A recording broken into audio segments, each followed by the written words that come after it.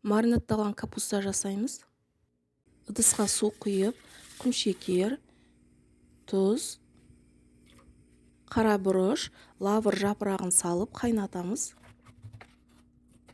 40 қабатты екіге бөліп тураймыз.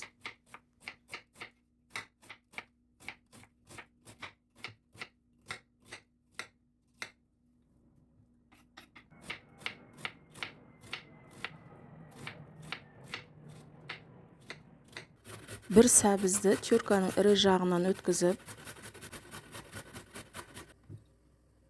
болгар бұрышында тазалап, ортасынан бөліп, жіңішке етіп тураймыз.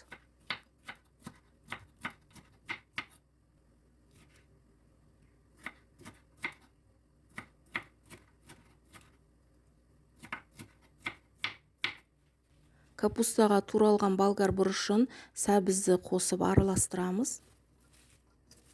Капуста жеген кезде қытырлап тұру үшін езбей тек қана араластырып аламыз.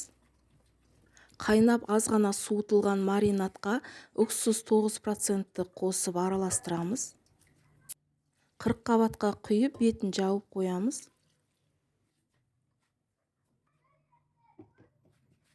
Жарты сағаттан соң капустаның астыңғы жағын үстіне шығарып араластырып, қайтадан жауып қоямыз.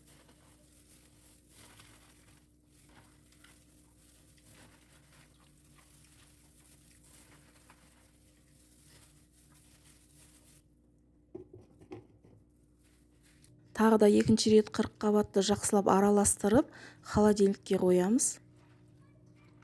Жазда осылайша маринадталған 40 қабат жақсы желінеді. 40 қабатты холодильникте сақтаймыз.